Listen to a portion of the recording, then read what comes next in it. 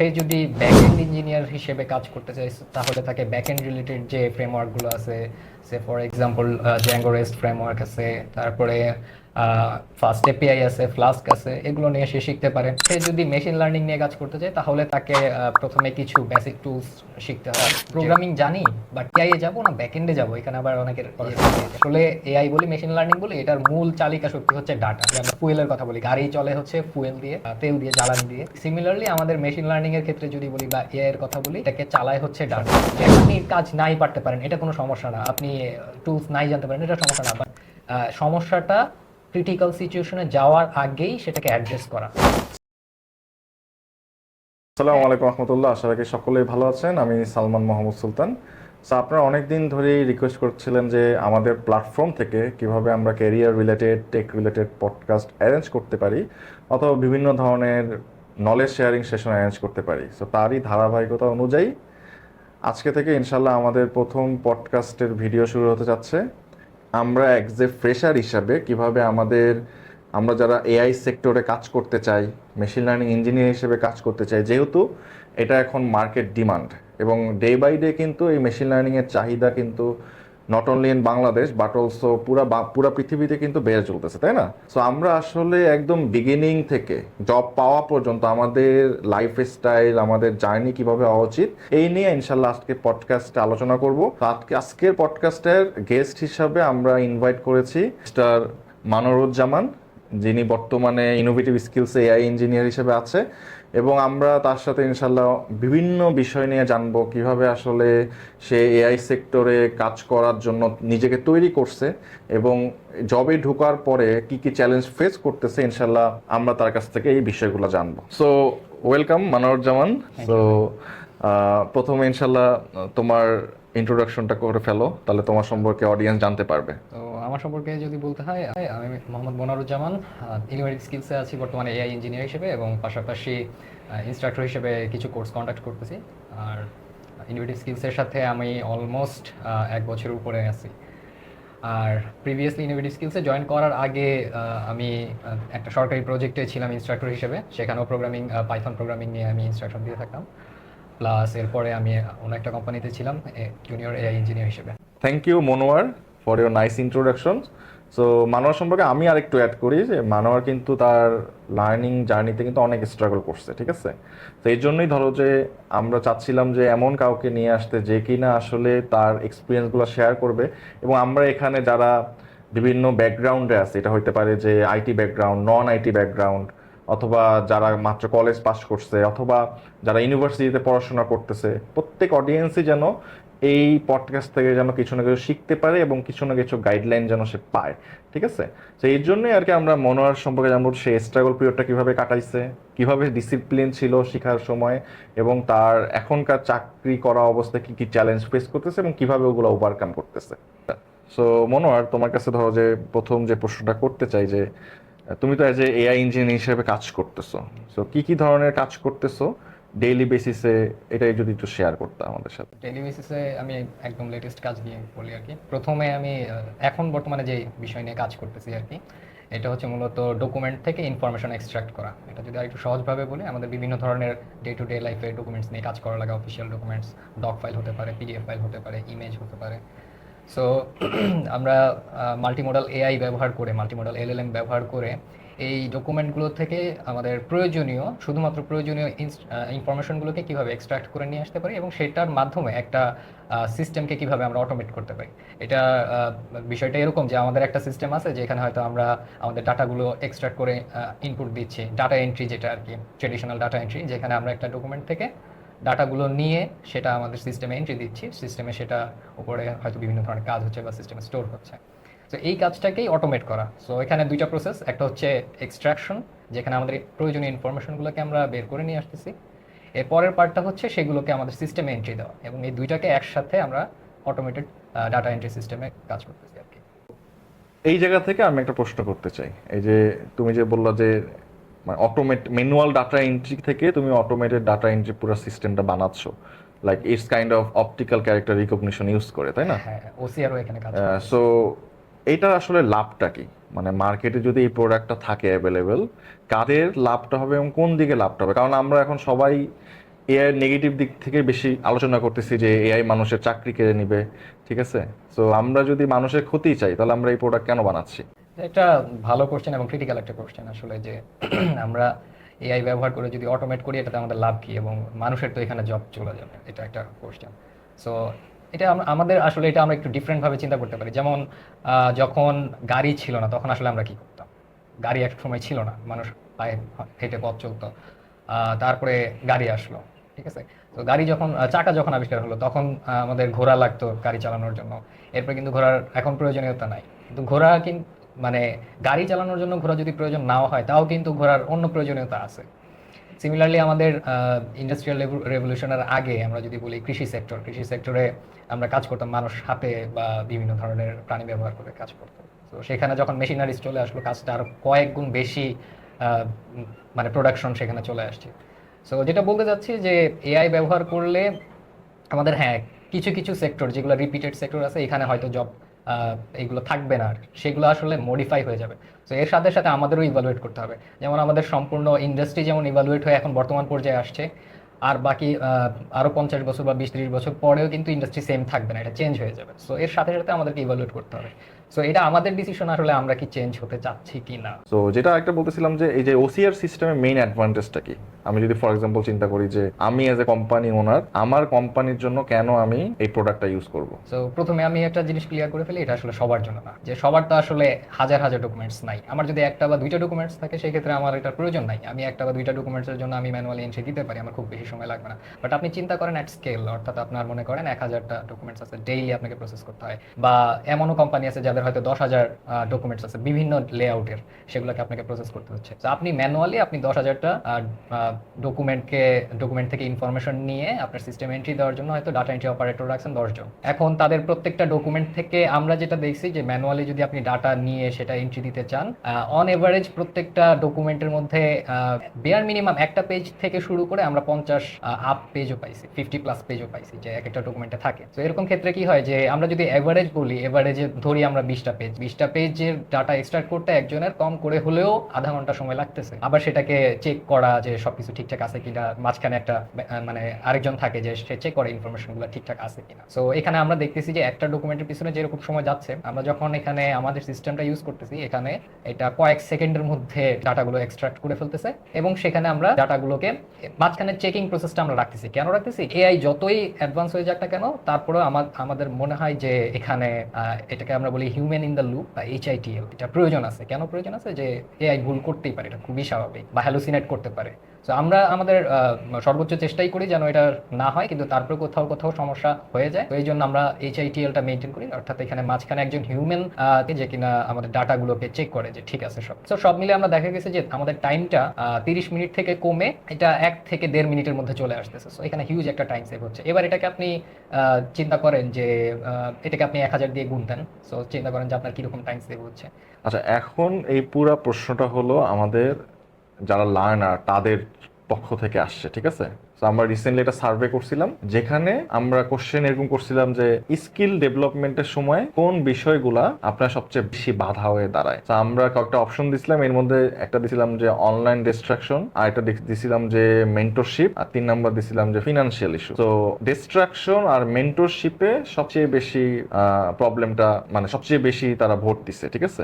এবং এটা আমরা আগে থেকে ডিটারমাইন করতে পারতেছিলাম যে এই জায়গায় ভোটটা বেশি আসবে, কারণ কি আমাদের মোস্ট অফ দ্য লার্নার কিন্তু তারা দেখা যায় যে ভালো প্ল্যাটফর্মে শিখতে যাচ্ছে, বাট দেখা যাচ্ছে কোনো একটা ডিস্ট্রাকশনের কারণে শিখতে পারতেছে না। আবার ডিস্ট্রাকশনের সাথে সাথে সে কোনো মেন্টরের গাইডেন্স পাচ্ছে না, সে তার নট অনলি যে টেক রিলেটেড কোশ্চেন তা না, ক্যারিয়ারের কোশ্চেন তা না, তার হয়তো পার্সোনাল কিছু জিনিসও সে কনসাল্ট করতে চায়, কারোর সাথে শেয়ার করতে পারতেছে না। তো এইখানে আমি তোমার ওই প্রসঙ্গে আসতেছি যে লাইক তুমি তো ধরো যে এই সিচুয়েশন অবশ্যই ছিল, লার্নিং একটা বড় সময় কিন্তু অবশ্যই ইনভেস্ট করছো। তো ওই সময় এই যে মোটিভেশনটা ধরে রাখা, তারপর ডিসিপ্লিন থাকা, মানে ওভারঅল জার্নিটা একটু আমাদের সাথে একটু শেয়ার করো, আমাদের অডিয়েন্সের ভালো লাগতে পারে, কাজে লাগতে পারে। ভাই প্রথমে যে কথাটা বললেন ওটা মানে আমিই বলতে যাচ্ছিলাম, ভাই বলেই দিলেন যে আমার যে এক্সপিরিয়েন্সটা আমি শেয়ার করতেছি এটাই যে একজনের হুবহু কাজে লেগে যাবে এরকম না, তবে এখান থেকে হয়তো আপনি আপনার মতো করে মডিফাই করে নিতে পারেন। সো ভাই প্রথমে একটা স্ট্যাটিস্টিক্স এর কথা বলতেছিলেন, তাই না? যে 3টা অপশন দিয়েছিলেন, তার মধ্যে সবচেয়ে বেশি ভোট আসছে ডিস্ট্রাকশন আর একটা হচ্ছে মেন্টরশিপের মধ্যে। সো এটার সাথে আমি আসলে পুরোটাই একমত, কারণ আমার নিজের ক্ষেত্রেও দেখা গেছে যে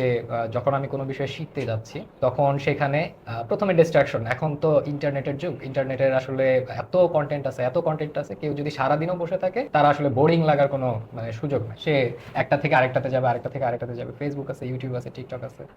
বাট এই এই ইন্টারনেট বা এই ওয়েব যে ডিস্ট্রাকশন যেটা আছে, এখান থেকে যদি সে নিজেকে একটু সেফ রাখতে পারে তাহলে সে যেটা আসলে করতে চায়, যে জায়গাটাতে হয়তো সে কোনো স্কিল বিল্ড আপ করতে চায়, সে হয়তো কোনো নতুন কিছু শিখতে চাচ্ছে, ল্যাঙ্গুয়েজ হতে পারে, যে কোনো ল্যাঙ্গুয়েজ হতে পারে, বা কোনো বিজনেস স্টার্ট আপ নিয়ে সে কাজ করতে যাচ্ছে, যে কোনো কিছু, তখন সে দেখা যায় যে অনেক সময় হাতে পাচ্ছে। সো আমাদের প্রথম যে জায়গাটা সেটা হচ্ছে আদার্স যে ডিস্ট্রাকশনগুলো আছে যেগুলো আমাদের টাইমগুলোকে কিল করতেছে তাহলে কমিয়ে ফেলা। এই জায়গাটাতে কাজ করতে হলে আপনাকে ব্যস্ত থাকতে হবে, প্রোডাক্টিভ কোনো একটা কাজে ব্যস্ত থাকতে। আর আরেকটা বিষয় যেটা বলতেছিলাম যে মেন্টরশিপ। সো প্রোডাক্টিভ একটা কাজে আপনি যখন ব্যস্ত থাকবেন তখন অবশ্যই চলে আসে দুইটা বিষয়। একটা হচ্ছে রোড ম্যাপ, যে আমরা কোন রোড ম্যাপে যাবো। রোড ম্যাপ এখন অ্যাভেলেবল আমাদের মানে ওয়েবসাইটে বলেন বা অন্য যে কোনো রিসোর্স, আপনি যদি একটু ঘাটাঘাটি করেন তাহলে অনলাইন থেকে আপনি বেস্ট রোড ম্যাপ পেয়ে যাবেন, বা নিজে থেকে একটা কম্পাইল করে নিতে পারেন কয়েকটা রোড ম্যাপ থেকে। বা এখন তো আরো ইজি আছে, চ্যাট জিপিটি আছে বা জেমিনাই আছে, আপনি জিজ্ঞেস করলেই আপনাকে একটা সুন্দর রোড ম্যাপ সাজিয়ে দিবে আপনার মতো করে। বাট রোড ম্যাপটা ফলো করা হচ্ছে মেইন জিনিস। এবং রোড ম্যাপ যতই আমরা পাই না কেন, জিনিস আমাদের জন্য যত সহজ হয়ে যায় আসলে সেটা তত কঠিন হয়ে যায়। বিষয়টা এরকম যে আমাদেরকে অনেক বেশি সহজ করে দেওয়ার ফলে জিনিসটা আমাদের কাছে আরো কঠিন লাগে। সো এটা ফলো করতে হবে। পাশাপাশি মেন্টরশিপের যে কথাটা বললেন, এটা আমি নিজে ফিল করছি। কিরকম যে দেখা গেছে যে আমি কিন্তু সেলফ লার্নার ছিলাম, নিজে নিজেই শিখতাম। ইনোভেটিভ স্কিলসের সাথে আমার যুক্ত হওয়াটা কিন্তু ছিল যে নিজেকে একটা গাইডেন্সের মধ্যে রাখার জন্য বা একটা ডিসিপ্লিনের মধ্যে রাখার জন্য। আমি নিজে কিন্তু খুব বেশি ডিসিপ্লিন মানুষ না। আমি নিজে কিন্তু খুবই লেজি একটা মানুষ ছিলাম, এবং আমি জানি যে আমি লেজি। সো নিজেকে ডিসিপ্লিন ওয়েতে রাখার জন্যই কিন্তু আমি ইনোভেটিভ স্কিলসের সাথে যুক্ত হই, যে না একটা গাইডেন্সের মধ্যে থাকবো বা একটা মেন্টরশিপের মধ্যে থাকবো। তাতে করে যেটা হবে যে আমার নিজের যে ইয়ে ছিল, যে আমার মনে চাইলো আমি করলাম, মনে চাইলো করলাম না, এটা আর থাকবে না। আমি একটা বাইন্ডিংসের মধ্যে নিজেকে নিয়ে আসি। এই সেম কাজটা আমি আবার করি আমার যখন আমার জার্নিটা শুরু হয় মেশিন লার্নিং এর সাথে, তখনও আমি সেম কাজটাই করি। আমি তখন মূলত কাজ করতেছিলাম হচ্ছে ওয়েব ডেভেলপমেন্টের উপরে। তখন আমি স্টুডেন্ট অবস্থায়, আবার ইউনিভার্সিটির ফোর্থ ইয়ারের কথা বলতেছি। সো তখন আমি ওয়েব ডেভেলপমেন্ট নিয়ে কাজ করি বা অন্যান্য প্রোগ্রামিং ল্যাঙ্গুয়েজ নিয়ে কাজ করতেছি। পাইথন মোটামুটি শিখছি, ওয়েব ডেভেলপমেন্ট করতেছি, ব্যাকএন্ড করতেছি।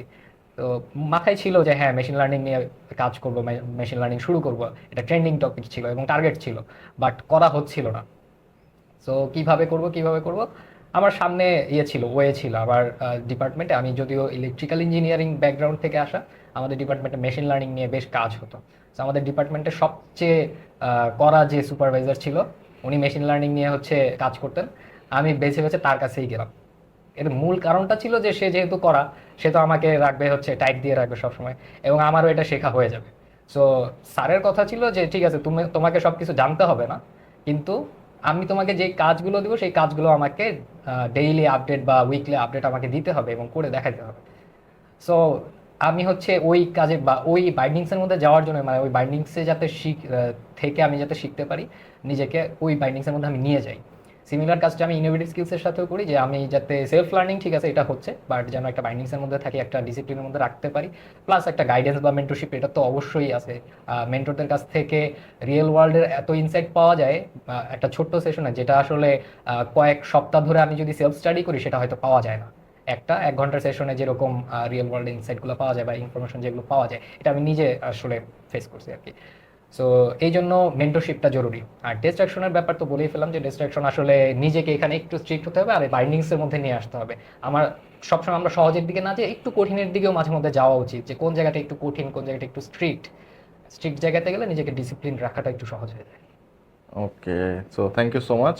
সো এখানে একটা বিষয় কোশ্চেন করবো, যে যেহেতু ইনোভেটিভ স্কিলসের কথা বলছো, সো আমার মনে আছে যে ইনোভেটিভ স্কিল যখন শুরু হয়, তুমি আমাদের প্রথম ব্যাচের স্টুডেন্ট ছিলা, ঠিক আছে?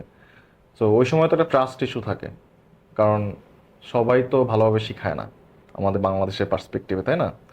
সো কেন আসলে ট্রাস্ট গ্যাদার হয়েছিল? আর আমাদের তো অত প্রচারণাও ছিল না। তো কীভাবে আসলে আসলা? এবং আসার পরে তুমি তো একটা এক্সপেকটেশন নিয়ে আসছিলা, রাইট? ওই এক্সপেকটেশনের কত পার্সেন্ট মিট হয়েছে?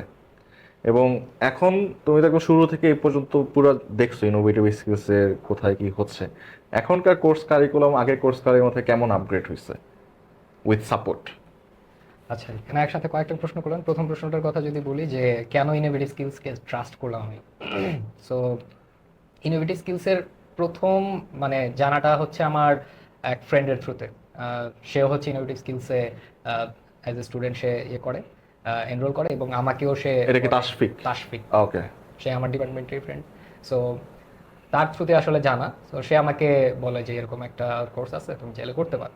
সো আমি তাশফিক অলরেডি সে হচ্ছে মানে ট্রাস্টওয়ার্দি গাই। সো ও কোনো কিছু বললে সেটা সে ভালো মতো জেনেই বলে। তো সেখানে আমার আসলে কোনো ডাউট ছিল না। তারপরে আমি নিজেও আসলে একটু ঘাটাঘাটি করি যে আসলে ইনোভেটিভ স্কিলস কীরকম কাজ করে বা কে কাজ করে। দেখলাম যে ইনোভেটিভ স্কিলসের তখন তো আসলে স্টার্টিং পয়েন্ট, তখন আসলে খুব বেশি কোনো পোর্টফোলিও নাই। কিন্তু আপনার সম্পর্কে আমি দেখি যে সালমান ভাই আছেন এখানে, সালমান ভাই হচ্ছে মূলত কাজ করেন আর কি, বা সালমান ভাই হচ্ছে মূলত সবকিছু দেখেন। তো আমি আপনার সম্পর্কে একটু ঘাটাঘাটি করি, আপনার প্রোফাইলটা ঘাটাঘাটি করি, দেখি যে আপনার যে প্রিভিয়াস কাজগুলো আছে, আপনি কি কি নিয়ে কাজ করছেন, রিসার্চ টপিক কি ছিল, হ্যাঁ, কোন কোন টেকনোলজি নিয়ে কাজ করেন। তো পরে আমি যেটা দেখলাম এটা আসলে আমার যে ইচ্ছা ছিল বা আমার যেরকম চিন্তা ভাবনা ছিল সেই চিন্তা ভাবনার সাথে অ্যালাইন করে, অনেকটাই অ্যালাইন করে। যেমন আপনি আইওটি নিয়ে কাজ করছেন, আইওটি নিয়ে রিসার্চ করছেন, মেশিন লার্নিং নিয়ে কাজ করছেন।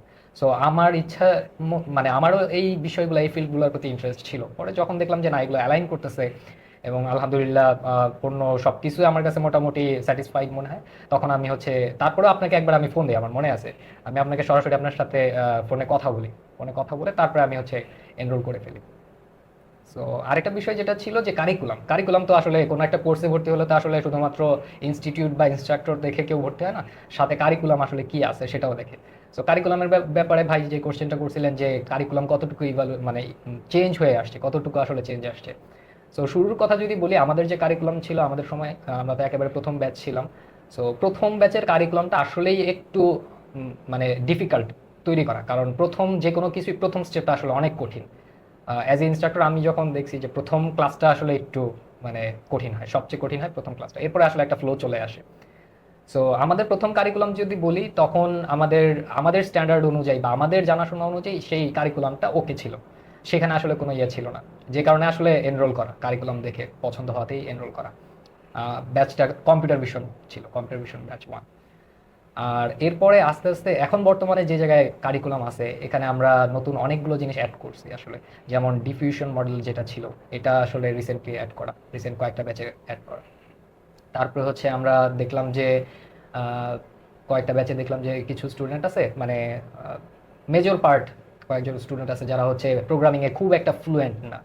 তো তখন আমরা কারিকুলামটাকে রিভাইজ করে প্রোগ্রামিংয়ের ফ্লুয়েন্সিটা যেন থাকে, বা প্রোগ্রামিংয়ে যদি কারো সমস্যা থেকে থাকে সেটা যেন সলভ হয়ে যায়, সেজন্য আমরা প্রোগ্রামিংয়ের একটা সেগমেন্ট অ্যাড করে দিলাম শুরুতেই, যাতে তাদের পরবর্তী টপিকগুলো বুঝতে বা কোডিং যে জিনিসগুলো আছে, ইমপ্লিমেন্টেশনগুলো ধরতে যেন সমস্যা না হয়।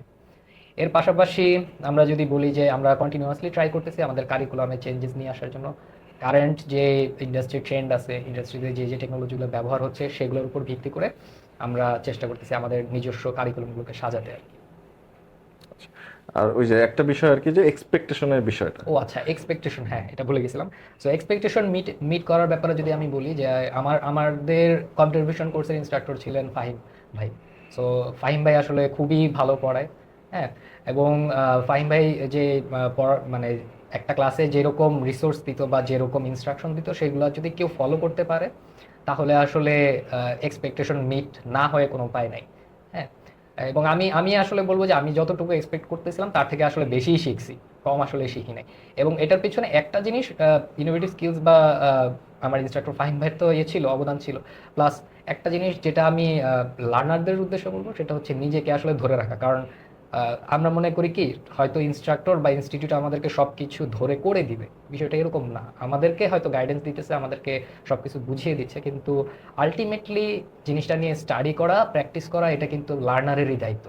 সো লার্নার যদি সে কোর্স করার পরে সে মনে করে যে আমি একটা ক্লাস করলাম, ক্লাস করার পরে আমি আর প্র্যাকটিস করবো না, ক্লাস করবো, ক্লাসে যা হবে তাই, এরকম চিন্তা ভাবনা করলে সে আসলে বেশি দূর আগাতে পারবে না। কারণ প্র্যাকটিস না করলে, practice makes a man perfect.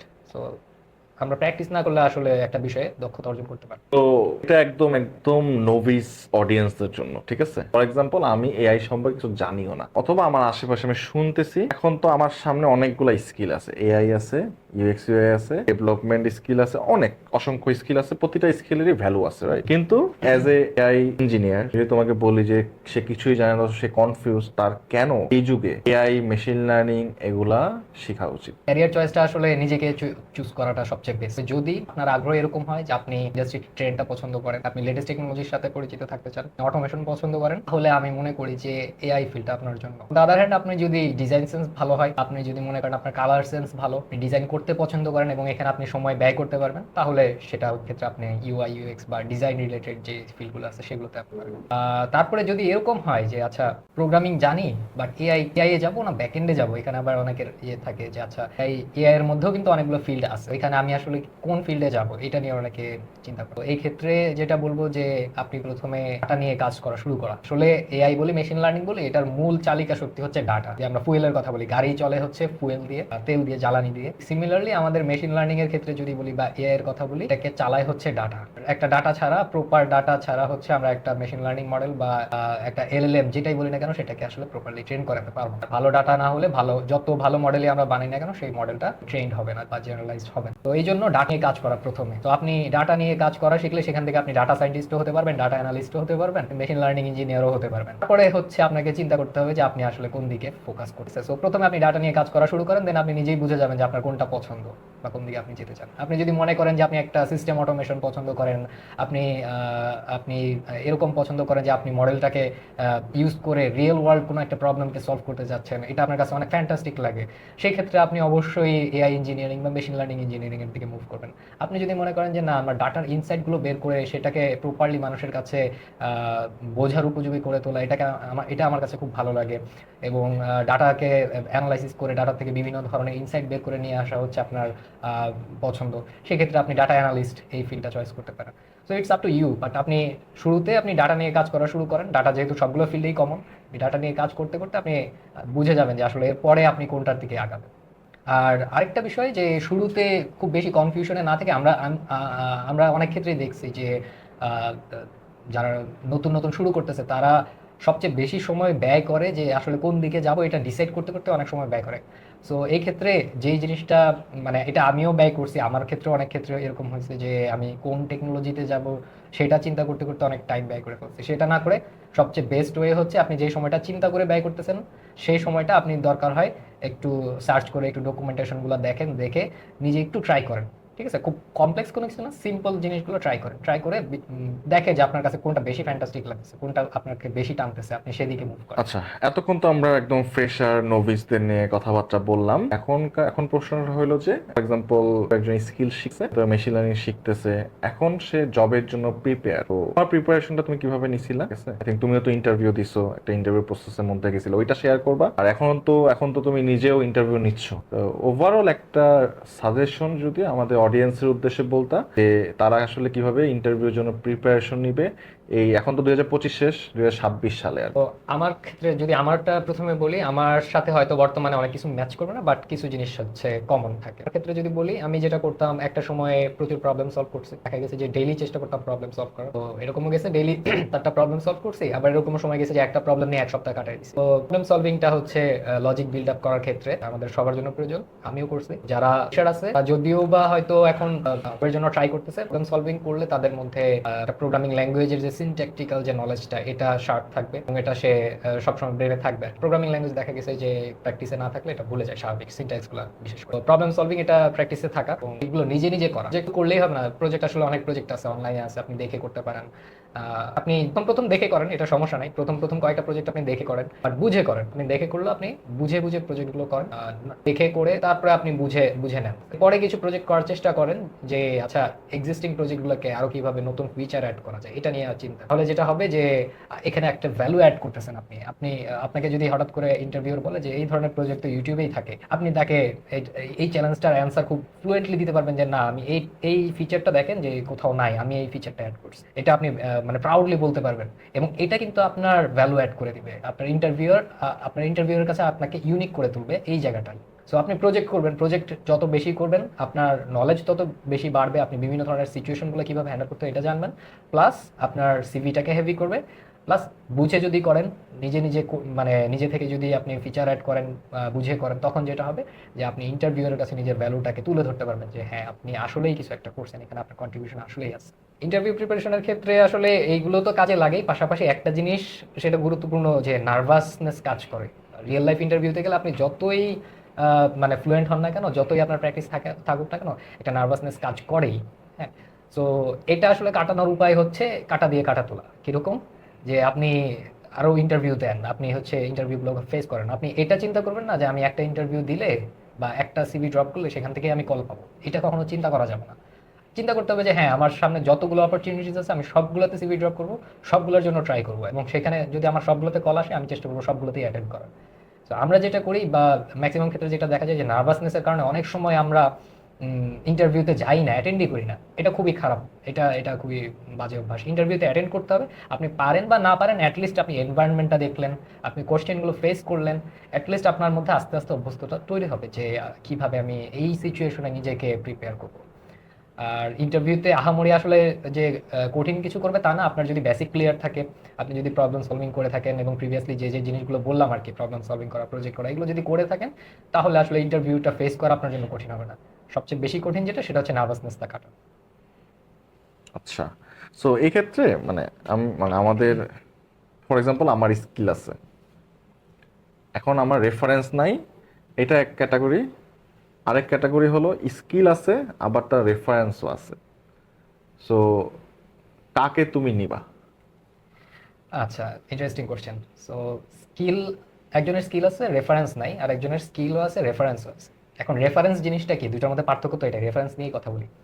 So reference হচ্ছে ধরেন এরকম যে দুইজন আছে, দুজনের মধ্যে যে একজনের স্কিল আছে শুধু, আর রেফারেন্স কার আছে, যাকে আমি চিনি, পার্সোনালি আমি চিনি, তাকে হয়তো আমি কাজ করতে দেখছি বা তার সাথে আমি কোনো কাজ করছি, অথবা সে আমার আন্ডারে কোনো একটা কাজ করছে বা প্রজেক্ট করছে, এনি ফর্ম অফ টাস্ক হতে পারে। তো আমি তাকে কাজ থেকে দেখছি বা আমি জানি যে তার কাজের ধরন কীরকম, কাজের কোয়ালিটি কীরকম, তার রেসপন্সিভনেস কীরকম, ঠিক আছে, সে তার কমিউনিকেশনটা কীরকম। সো অ্যাকচুয়াল ইন্ডাস্ট্রিতে যখন কেউ কাজ করতে যায়, এগুলো কিন্তু খুবই মানে ইম্পর্টেন্ট বিষয় যে আপনার কাজের রেসপন্স, মানে আপনি কিভাবে করতেছেন, কোনো একটা কাজ দেওয়া হলে সেটা রেসপন্সটা আপনি কিভাবে করতেছেন, আপনি এটার লায়াবিলিটিসটা কিভাবে নিতেছেন, আপনি এটাকে নিজের মতো করে নিচ্ছেন কিনা বা নিজে হচ্ছে ওন করতেছেন কিনা কাজটাকে। আরেকটা বিষয় হচ্ছে যে কমিউনিকেশন, যে আপনি কাজ নাই পারতে পারেন, এটা কোনো সমস্যা না, আপনি টুলস নাই জানতে পারেন, এটা সমস্যা না, বাট সমস্যাটা ক্রিটিক্যাল সিচুয়েশনে যাওয়ার আগেই সেটাকে অ্যাড্রেস করা। হ্যাঁ, এটা কমিউনিকেশন গ্যাপের কারণে অনেক সময় দেখা যায় যে ডিলে হয়ে যায়। সে আমাকে টাস্ক দেওয়া হচ্ছে, সেই টাস্কটা আমি হয়তো বা জানি না, করি নাই। হ্যাঁ, তো আমি না জানি আমাকে কি বলবে, না জানি আমাকে চাকরি থেকে বাদ দিয়ে দেয়, আমি বললাম যে হ্যাঁ ভাই পারবো পারবো, এই বলে নিলাম, কিন্তু এক সপ্তাহের কাজ পরে চলে গেল 1 মাস। এটা বিভিন্ন কারণে যেতে পারে, বাট যদি আমার কারণে যায় তখন এটা লায়াবিলিটিস কিন্তু আমার। সো আমি যদি না জানি কোনো কিছু, সেটা আমাকে প্রথমে অ্যাড্রেস করা যে ভাই ঠিক আছে, এরকম কাজ তো আমার করা হয় নাই, বাট আমি করতে পারবো, এই ধরনের কমিউনিকেশনগুলোর কথা বলতেছি আর কি। সো যখন আমরা রেফারেন্সের কথা বলতেছি, যে একজন স্টুডেন্ট হতে পারে বা যে পার্সনটা যার স্কিল আছে, সে আসলে তার স্কিলগুলোর পাশাপাশি সফট স্কিল যেগুলোর কথা বললাম, এগুলো আসলে সফট স্কিলের আন্ডারে পড়ে। সো সফট স্কিলগুলো সে কীরকম, তার সফট স্কিলগুলো, তো এইগুলো আমরা দেখি আর কি। সো তাকে এই জন্যই রেফার করা হয় যে না, এই লোকটার উপরে বা এই পার্সনটার উপরে আমি কনফিডেন্স আছে যে তাকে কোনো একটা কাজ দেওয়া হলে সেটা কাজটাকে করে দিতে পারবে, প্লাস তার কমিউনিকেশন ইজ গুড, তার স্কিল ইজ গুড, তার রেসপন্স ইজ গুড। সো তাকে আমি এই জন্যই রেফার করতেছি। এবং একজনকে যখন কেউ আরেকজন যখন রেফার করতেছে, তার নিজেরও কিন্তু একটা লায়াবিলিটিস থাকে যে আমি যে রেফার করলাম তার এখানে সম্মানটা জড়িত, যে সে আমার সম্মানটা রক্ষা করতে পারবে কিনা। সো আসলে যে রেফার করতেছে তারও একটা রিস্ক থাকে, সো সেও চেষ্টা করে যে বেস্ট গাইকে রেফার করার জন্য। তুমি তো মানে প্রোডাক্ট ডেভেলপমেন্টের পাশাপাশি টিচিংয়েও সময় দিচ্ছ, এবং আমাদের অনেক লার্নারদের আলহামদুলিল্লাহ তুমি শিখাচ্ছ, অনেক লার্নাররা উপকৃত হচ্ছে, এবং তোমার মাশাল্লাহ স্টুডেন্টের পক্ষ থেকে তোমার লার্নিং রিভিউগুলো খুব ভালো, ঠিক আছে। So really appreciate for this. আলহামদুলিল্লাহ। এখন দুইটাকে ব্যালেন্স কিভাবে করতেছো? এবং লাইক টিচিং তো অনেক চ্যালেঞ্জিং একটা জব আমরা জানি, তাই না? আবার অনেকে কিন্তু আমরা টিচিংটাকে অনেক ছোট করে দেখি, ঠিক আছে, বিশেষ করে এই লেভেলের টিচিং যারা বিভিন্ন টেক স্কিলগুলো শিখায়। তো তোমার কাছে কখনো কি মনে হয়েছে যে এটা একটা ছোট একটা রোল কিনা? ঠিক আছে, এবং তোমার কি কি মানে বেনিফিট হয়েছে তুমি যখন টিচিং এ আসছো, টিচিং এর সময় দিচ্ছ, এই বিষয়টা একটু এই বিষয়টা একটু অডিয়েন্সের জন্য বলো। টিচিং এর এই বিষয়টা, টিচিং তো আসলে আগে থেকেই করা হয়, কিন্তু এরকম দিস ফর্ম অফ টিচিং এটা আসলে আমার জন্য কিছুটা নতুন ছিল। প্রথম শুরু হয় হচ্ছে গভর্নমেন্ট প্রজেক্টের মাধ্যমে। গভর্নমেন্টের একটা প্রজেক্ট ছিল, সেখানে হচ্ছে অ্যাড হওয়ার মাধ্যমে আসলে শুরু হয় এটার জার্নিটা। এবং সেখানে দেখা যায় যে আমি প্রথমে আসলে নার্ভাস ছিলাম, বাট তখন তো শুধুমাত্র ইনস্ট্রাক্টর হিসেবে কাজ করতাম, তখন আসলে কোনো প্রোডাক্ট ডেভেলপমেন্টের কাজ ছিল না, সেখানে শুধুমাত্র ল্যাঙ্গুয়েজ নিয়ে শেখানো আর কি। তো টিচিং এ আসার ফলে যে জিনিসটা বাড়ে, একটা একটা বেনিফিট যেটা বলতে পারি সেটা হচ্ছে সেলফ কনফিডেন্স অনেক বেড়ে যায়। তো আপনি যখন কয়েকটা মানে সেশন নিবেন, নেওয়ার পরে দেখবেন যে আপনি নিজের প্রেজেন্টেশন স্কিলগুলো আস্তে আস্তে ইমপ্রুভ করতেছে, আপনি বুঝতে পারবেন যে গ্যাপগুলো কোথায় আছে। অবশ্যই নিজের মধ্যে ইমপ্রুভমেন্টের ওই ইচ্ছাটা বা আগ্রহটা থাকতে হবে, থাকলেই না আপনি ধরতে পারবেন যে কোথায় আমাকে ইমপ্রুভ করতে হবে। তো যখন আপনার মধ্যে ওই ইচ্ছাটা থাকবে, আপনি দেখবেন যে আপনি বুঝতে পারতেছেন আমার প্রেজেন্টেশন স্কিলসের কোন জায়গাটাতে গ্যাপ আছে, কোথায় আমাকে ইমপ্রুভ করতে হবে। দেন হচ্ছে নিজেরও কিছু জায়গায়, যেমন আমি দেখা গেছে যে স্টুডেন্টকে শেখাতে যাচ্ছি, স্টুডেন্ট বুঝতেছে না, আমি হয়তো বুঝছি ওইভাবে, আমি যেভাবে বুঝছি সেভাবে ট্রাই করছি, তো স্টুডেন্ট বুঝতেছে না। তখন আমি কি করলাম, আমি একটু অন্যভাবে চিন্তা করলাম, একটু অন্যভাবে চিন্তা করার ট্রাই করলাম, তখন দেখলাম যে সে বুঝতেছে। তো আমার মাথায় তখন এটা রেজিস্টার হয়ে গেল যে ঠিক আছে, এটাকে আমি এইভাবেও প্রেজেন্ট করতে পারি। সো এটা একটা ইটারেটিভ প্রসেস আর কি। এরকম ইটারেটিভ প্রসেসে গেলে দেখা যায় যে আমি আসলে যেভাবে একটা জিনিসকে বুঝতেছি, একটা স্টুডেন্ট বা একজন বিগিনার সেটা সেইভাবে নাও বুঝতে পারে। সো তার জন্য আমাকে সেটা কনজিউমেবল একটা ফর্মে নিয়ে আসতে হবে, যেন সে এটাকে কনজিউম করতে পারে, অ্যাবজর্ভ করতে পারে, সে যেন বুঝতে পারে বিষয়টাকে ইজিলি। সো আস্তে আস্তে দেখা যায় যে আমিও তো আসলে শুরু থেকেই মানে কোনো এক্সপার্ট না, আসলে শুরুটা তো সবাই বিগিনার দিয়েই করে। সো আমি আসলে মানে টিচিং এর সাথে আসি, এটা করতে করতে দেখা যাচ্ছে যে এমন অনেক ইনসাইট বা এমন অনেক কিছু শিখছি, যার মাধ্যমে নিজেকে আসলে ইমপ্রুভ করার চেষ্টা করতেছি। আর আলহামদুলিল্লাহ রিভিউ যেগুলো আসছে ভালো, আলহামদুলিল্লাহ। বাট আমি এখনো মনে করি যে আমার আরো অনেক কিছুই শেখার আছে। আমি নিজেকে সবসময় চেষ্টা করি যে ইমপ্রুভ করার এবং স্টুডেন্টদেরকে বেস্ট ডেলিভারিটা দেওয়ার। আর আরেকটা প্রশ্ন মনে হয় করছিলেন ভাই, যে ব্যালেন্স কিভাবে করি। তো ব্যালেন্সের বিষয়টা যখন আসে, তো এখানে তো দুইটা বিষয় সেপারেটেড। দেখা গেছে যে আমি যে টিচিং এর জন্য যে টাইমটা, এটা শুধুমাত্র টিচিং এর জন্য দিচ্ছি, পাশাপাশি ডেভেলপমেন্টের যে টাইমটা, এটা ডেভেলপমেন্টের জন্য। বাট টিচিং এর সময়টা দেওয়ার আগেও প্রিপারেশনের একটা বিষয় থাকে, যে আমি যে মডিউলগুলো দেখাচ্ছি হয়তো আমি সবকিছুই জানি, বাট তারপরেও একটা প্রিপারেশনের বিষয় থাকে যে আমি কিভাবে প্রেজেন্ট করবো, কারণ সবগুলো ব্যাচে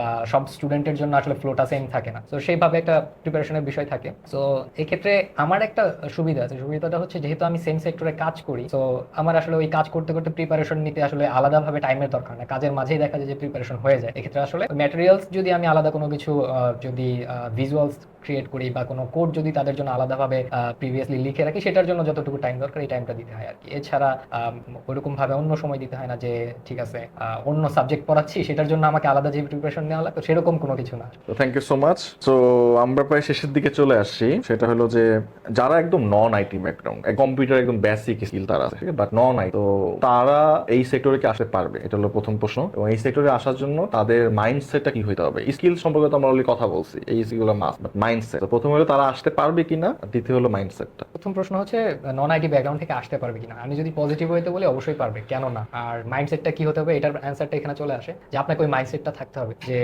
আপনি চাচ্ছেন যে আপনার ওইরকম এই সেক্টরের যারা আছে, যারা হচ্ছে আপনি চিনেন যাদেরকে, বা বিভিন্ন নেটওয়ার্কে যাদের থ্রুতে, যাদের মাধ্যমে, যাদের কাছে আপনি রিচ করতে পারেন, তাদের কাছে গিয়ে আপনাকে সাজেশন নিতে হবে বা তাদের সাথে একটু কনসাল্ট করতে হবে, নিজে থেকে যে কথা বলা আর কি। এখানে লজ্জা করলে আসলে নিজেকে পিছিয়ে রাখা। সো আপনার আগ্রহ যদি এই বিষয়ে অবশ্যই থাকে, আপনি আপনি ওই পরিবেশের সাথে মেশেন, ওই পরিবেশের সাথে চলেন, আপনি প্র্যাকটিস করতে থাকেন, এবং আপনি চেষ্টা করেন যে কনসাল্ট করার, আপনার যে কমিউনিটি আছে কমিউনিটি মেম্বারদের সাথে কনসাল্ট করার চেষ্টা করেন, তাহলে ইনশাল্লাহ আপনি এই সেক্টরে ভালো করতে পারবেন। আর এই ডিসক্রিপশনে দেওয়া যে কন্ট্যাক্ট নাম্বার আছে সেখানেও আপনি যোগাযোগ করতে পারবেন, ঠিক আছে। আর আমাদের সাথে জয়েন করলে যেটা পাবেন যে একটা গুড কমিউনিটি, যে কমিউনিটিতে আপনি রিসার্চ সাপোর্ট পাবেন। আর আসলেই উই আর ভেরি লাকি যে আজকে আমরা মনোয়ারকে আমাদের এই পডকাস্টে পেয়েছি, এবং আশা রাখি আপনারা যারা এই পডকাস্টে শুনেছেন, আপনারা একদম যারা একদম ফ্রেশার অথবা নন আইটি ব্যাকগ্রাউন্ড, তারা একটা গাইডলাইন পেয়েছেন, ঠিক আছে। এবং যারা চাকরির জন্য প্রিপারেশন নিচ্ছেন, তারাও মোটামুটি বুঝতে পেরেছেন যে আসলে কিভাবে আমাদের প্রিপারেশন নেওয়া উচিত। তো এরকম সুন্দর সুন্দর tech related, career oriented podcast সামনে রেগুলার আসবে ইনশাল্লাহ। সো আমাদের চ্যানেলে সাবস্ক্রাইব করুন, আমাদের ফেসবুক পেজে লাইক দিন। ইনশাল্লাহ আমরা আরও সুন্দর সুন্দর, আরও এক্সপার্ট গেস্টদেরকে ইনভাইট করে আমরা আরও সুন্দর সুন্দর পডকাস্ট করবো। আজকে এই পর্যন্ত। So mister Monowar, thank you so much. আসসালামু আলাইকুম রহমতুল্লাহ।